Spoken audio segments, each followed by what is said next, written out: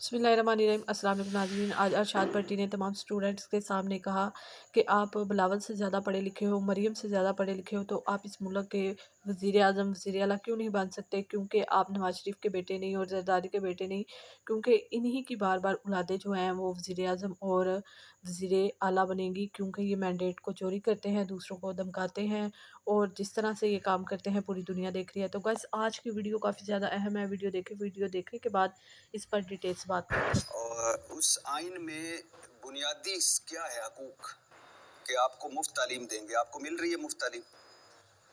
मिल रही है। हम मुफ्त सेहत की सहूलियात देंगे, मिल रही है। आज़ादी इजहार राय देंगे, मिल रहा है। और उसके अलावा हम आपको मौके देंगे जॉब्स के, इस मुल्क में आगे बढ़ने के। मुझे बताएं, जहाँ जितनी लड़कियां हैं बैठी हैं, क्या इनमें कोई कम है मरीम नवाज साहबा से? कोई कम टैलेंटेड है? तो क्यों आप में से क्यों नहीं कोई सीएम बन सकता? क्यों? क्योंकि आपने से कोई नवाज शरीफ साहब की बेटी नहीं है। हम जितने बैठे हुए हैं इधर, इनमें बताएं कोई बिलावल भुट्टो से कम एजुकेशन उसकी है या नहीं है ना? मुझे तो लगता है ज्यादा ही होंगे, सारे ही ज्यादा बेहतर होंगे, लेकिन आसिफ अली जरदारी साहब के आप बेटे नहीं है। तो आपको अगर आप लगारी मिजारी या बड़े खानदान में, किसी खानदान का नहीं कह रहा, बड़े खानदान से, बड़े बैकग्राउंड से ना नहीं होंगे तो आपको मौके नहीं मिलेंगे। ठीक जी। नेक्स्ट क्वेश्चन जी। हमें बताया जाता है कि डेमोक्रेसी के 3 पिलर्स होते हैं, जुडिशरी, लेजिस्लेचर और एग्जीक्यूटिव। और आप अगर एक पिलर का उखाड़ दें तो 2 पिलर में बिल्डिंग तो नहीं खड़ी हो सकती। ठीक। Like you are taking the voice of freedom from the judiciary. वो आज़ाद अदलिया तो नहीं रही फिर। और जब आज़ाद अदलिया ही नहीं रही तो फिर आज़ाद यूथ कहाँ रहेगी? ओके, इंटरेस्टिंग क्वेश्चन आदिल साहब। एक तो मुझे सिर्फ इस सवाल का जवाब दे दीजिए, आप में से कोई, आदिल साहब आप दे दीजिए, या आप में से कोई, अदलिया आज़ाद कैसे नहीं है? अदलिया तब आज़ाद नहीं है जब मुझे पता है कि 3 चीफ जस्टिस में से मैंने एक प्राइम मिनिस्टर ने या प्रेसिडेंट ने चूज करना है उसको, और वो मेरी गवर्नमेंट के खिलाफ है। प्राइम मिनिस्टर या प्रेसिडेंट ने तो चूज नहीं किया। नो, बट जिसपे the senior most chief justice was not justice Yahya Afridi. That is the point. So, उसमें प्रॉब्लम क्या है? उसमें प्रॉब्लम ये है, the senior most chief justice is are the senior most, जो सीनियर तो मोस्ट याया होता है वो अफरीदी 1 कैसे घंटे बने के हैं लिए चीफ बने। Justice? He was selected, we all know that. Selected by whom? That's what I want to ask, by whom? यही तो प्रॉब्लम है कि हम सबके हाथ में माशाल्लाह ये स्मार्टफोन्स आ गए, महंगे हो या सस्ते हो इससे फर्क नहीं पड़ता।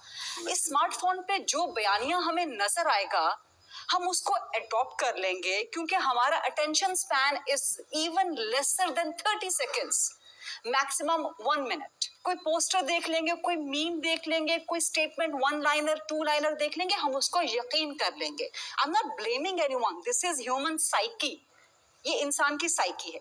और दूसरी साइकी इंसान की ये है कि आप जितना किसी बात को हैमरिंग करेंगे बार बार, over and over again, that would turn out to be the truth. आप माशाल्लाह आईआर के स्टूडेंट्स हैं, I have studied IR, I have studied political science. एक टर्म है इल्यूजरी ट्रूथ इफेक्ट, कि आप सच के बारे में इतना इल्यूजन क्रिएट कर दें। This is a political science term. ये कहा जा रहा है कि जस्टिस याया अफरीदी के बन जाने से अदलिया की आजादी खत्म हो गई है। पार्लियामेंट सुप्रीम है, हम इस पे यकीन रखते हैं बीइंग अ डेमोक्रेट, कि नहीं यकीन रखते? पार्लियामेंट ने एक आइन में तरमीम की, उसने कहा, आप इस पे अपना काउंटर आर्ग्यूमेंट दीजिएगा, उसने कहा जी एक कमेटी बनेगी जिसमें प्राइम मिनिस्टर है ही नहीं, प्रेसिडेंट है ही नहीं, जिसमें हुकूमत के भी लोग हैं, ऑपोजिशन के भी लोग हैं, विद प्रोपोर्शनेट रिप्रेजेंटेशन। उसने चीफ जस्टिस को अपॉइंट किया है, नॉट सिलेक्ट, नॉट चोजन। और आपको मालूम है कि पाकिस्तान में ये होता था, यही प्रोसीजर पाकिस्तान में 1970s 1980s तक गालिबन मौजूद था कि प्राइम मिनिस्टर अपॉइंट करते थे। उसको खत्म किया गया, जुडिशल कमीशन के थ्रू एक और प्रोसीजर लाया गया। बड़ी साहब, आपने बिल्कुल ठीक कहा। हमारे 3 पिलर थे, हुकूमत, पार्लियामेंट, आज़ाद अदलिया। अल्हम्दुलिल्लाह आज़ाद अदलिया, इन्ना लिल्लाहि व इन्ना इलैहि राजिऊन।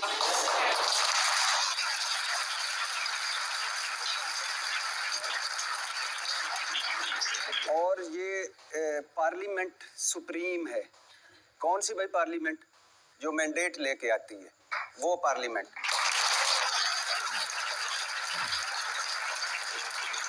और दूसरा, जस्टिस याहिया अफरीदी क्यों चीफ जस्टिस बने? क्योंकि मंसूर अली शाह साहब और मुनीब अख्तर को नहीं बनाना था। क्यों नहीं बनाना था? क्योंकि वो हमारा इलेक्शन डाका जो है वो कहीं ना खोल दें। और बात ये है कि अब कौन से हम एल्यूजन्स की बात कर रहे हैं? हम इतनी दीदा दिलेरी से कैसे कोई चीज झुठला सकते हैं? क्या किया आपने? 12 वो लोग बिठाए जो SHO और सिविल जज ने और पटवारी लगाने के लिए कोशिशें करते रहे पूरी उम्र। उनको आपने दे दिया, आपने चीफ जस्टिस सिलेक्ट करना है। क्यों भाई? किस लिए? अगर कोई कल याहिया अफरीदी साहब कहें कि आज के बाद मैं प्राइम मिनिस्टर सिलेक्ट करूंगा, 3 नाम मुझे भिजवाओ, तो आपको कबूल होगा? तो बुनियादी तौर पे इन्होंने किया ये है कि इन्होंने आज़ाद अदलिया का वजूद ख़त्म कर दिया है, और वो ख़त्म किया ज़ाती मफादात की वजह से। 26वीं आईनी तरमीम लोटों की वजह से लाए, और काजी फायज ईसा लोटा क्रेसी जायज़ करार दे के गए। आगे चलो जी, नेक्स्ट क्वेश्चन।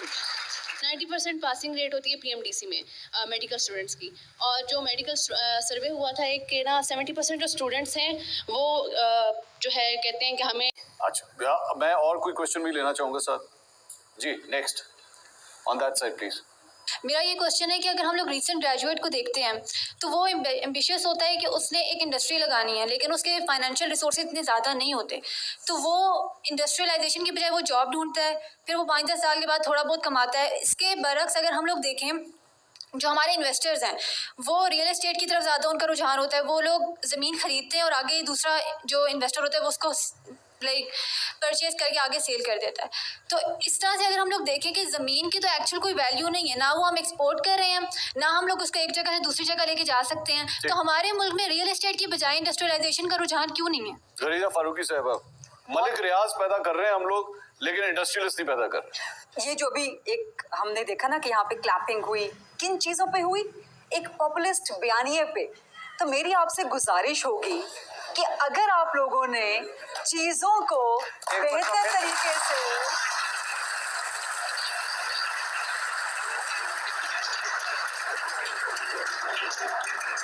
ये दिलों का बयानिया है, दिलों का।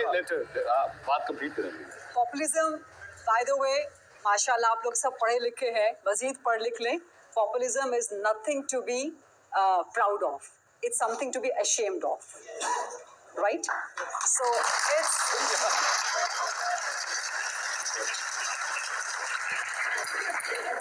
because it promotes fascism, it promotes dictatorship, ठीक है? So तालियां हम लोगों ने बजानी है या बजवानी है, तो ये बहुत आसान तरीका है कि मैं भी आपसे वो चंद एक जुमले बोल दूं, फलां चोर है, फलां डाकू है, अदलिया आज़ाद नहीं, पार्लियामेंट पे डाका है, वगैरह वगैरह, but this is not the reality. आप लोग खुद फैसला करें, लेकिन कम से कम पाकिस्तान की हिस्ट्री पढ़ें, और उस हिस्ट्री को पढ़ने के बाद फिर खुद एनालिसिस भी करें और लोगों से बात भी करें। जो ब्रेन ड्रेन की बात हो रही है, अमेरिका में सबसे ज़्यादा जो कम्युनिटी बसती है, diaspora, that is either from China, from Mexico and from India. इसका मतलब ये नहीं कि चाइना में यूनिवर्सिटीज अच्छी नहीं हैं, या चाइना में रोजगार के मौके नहीं हैं, या चाइना में बाकी सहूलियात नहीं है। मैक्सिको की हम बात नहीं कर सकते, इंडिया भी ठीक है, लेकिन इंडियन डायस्पोरा अमेरिका में बहुत ज्यादा है।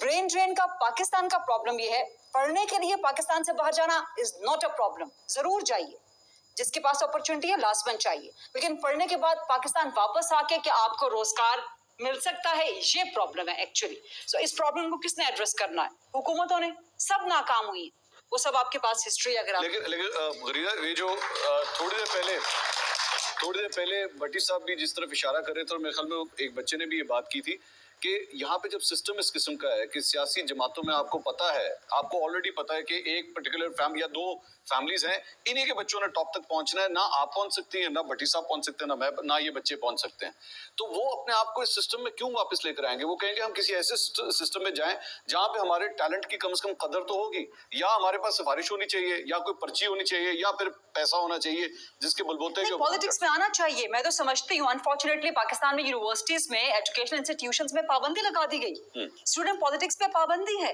इसको हटाना चाहिए। आप में से लीडर निकलेंगे, आप में से निकलेंगे जो आइंदा पॉलिटिकल क्यों लीडर पार्टीज को बन के करेंगे क्या? कल तो दोबारा वो किसी शरीफ या भुट्टो के नीचे काम कर रहे होंगे। यही तो प्रॉब्लम है, यही this is the actual problem कि आपके यहाँ स्टूडेंट पॉलिटिक्स खत्म हो गई, ग्रास रूट लेवल पे लोकल गवर्नमेंट खत्म हो गई। ये वो आपकी नर्सरीज हैं, और अब नर्सरी कौन सी रह गई है? माजरत के साथ सिर्फ एक ही रह गई है, जिसको गेट नंबर 4 की पैदावार कहा जाता है, जहां से पॉलिटिशियंस निकलते भी हैं, खत्म भी हो जाते हैं। तो जो इंस्टीट्यूशंस थे हमारे एजुकेशनल, जो लोकल ग्रास रूट लेवल की पॉलिटिक्स, ये आपकी यूनिवर्सिटी का गेट नंबर 4 नहीं है, कोई और गेट नंबर 4 नहीं, बड़े समझदार हैं, जानते हैं आजकल सब, कम से कम सोशल मीडिया तो सब इस्तेमाल करते हैं। सो ये चीजें अगर खुलनी, स्टूडेंट पॉलिटिक्स खुल जाए, आपकी लोकल गवर्नमेंट सिस्टम मजबूत हो जाए, ये आपने अजारादारी से, आपने से मुराद पॉलिटिकल पार्टीज है, चाहे नून की हो, पीपल्स पार्टी की हो, पीटीआई की हो, लोकल गवर्नमेंट कोई एम्पावर नहीं होने देना चाहता। क्यों नहीं होने देना चाहता? क्योंकि वहां से लीडर निकलेंगे गली मोहल्लों से, जो गली मोहल्लों के मसाइल हल करेंगे, तालीम का मसला हल करेंगे, सेहत का मसला हल करेंगे, रोजगार का मसला हल करेंगे, आगे बन के मिनिस्टर ना बन जाएं, चीफ मिनिस्टर ना बन जाएं, किसी की प्राइम मिनिस्टरशिप पे खतरा ना पड़ जाए। उस्मान बुज़दार किसने रखा गया था? इसीलिए रखा गया था ना कि एक कमजोर बंदा होगा जो किसी की अथॉरिटी को चैलेंज नहीं कर सकेगा। ठीक। सो ये सारी सूरत हाल है आपके सामने। जी, अगला सवाल। मेरा क्वेश्चन ये आपसे, आपको ये नहीं लगता कि पाकिस्तानी पॉलिटिकल सिस्टम और पॉलिटिशियंस इतने इमेच्योर हैं, यानी कि वो इमेच्योरिटी की दो सूरत हो सकती है, या वो नाअहल हैं या वो फिर वो खुद परस्ती को फोकस करते हैं।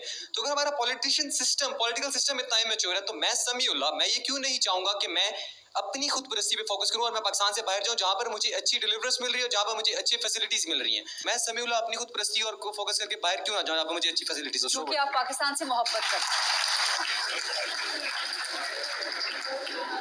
भट्टी साहब जवाब दे बच्चे का, ये क्यों ना जाए बाहर? समीउल्लाह बैठ जाए। मैं आपसे एग्री करता हूँ भाई, दो बातें। एक तो खुदा के लिए अब इससे निकल जाएं कि अगर कोई कहता है कि आज आज़ाद अदलिया नहीं है तो ये कोई फाशिज्म है, इससे निकलें खुदा के लिए।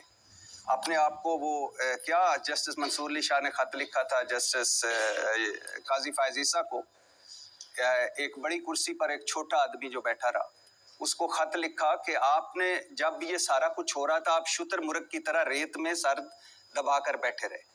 तो अब शुतुरमुर्ग की तरह आपके सामने कम से कम हमें सच बोलना चाहिए जितना हो सकता है। तो पहली बात तो ये है कि आपने कभी शर्मिंदा नहीं होना इस बात पे कि आप कोई फाशिज्म कर रहे हैं या आप कोई बड़े कोई कर रहे हैं या तालियां कम बजा रहे हैं या तालियां ज्यादा बजा रहे हैं। आप ठीक कर रहे हैं। आप आज बताएं कि इस मुल्क में कौन सा ऐसा मुल्क है जहां ये जो हम फेस कर रहे हैं, यहाँ बहुत सारों ने किया, लेकिन इस अभी बात हो रही थी कि चाइना के लोग उधर एमएक्स, अब चाइना के लोग डंकी ट्रेडिंग करके जाते हैं, डंकी वो सफर करके जाते हैं। 24 शहरों पर यूएई ने पाबंदी लगाई है कि ये भिखारी हैं। भाई हम क्यों ना भिखारी हों जब हमारे ऊपर भिखारी बैठे हुए हैं, इतना बड़ा कशकोल लेके। एक साइड पे आप यूटिलिटी स्टोर की लाइनों में, बेनजीर इनकम सपोर्ट्स की लाइनों में, ज़कात की लाइनों में, फलानी लाइनों में ऊपर भिखारी नीचे भिखारी। दूसरी बात ये भाईजान कि आप ठीक कह रहे हैं कि हमें दो चीज़ों ने लूट लिया है। अब इसमें से नंबर 1 कौन सी है? एक नाअहली और एक करप्शन और खुद परस्ती तो है ही।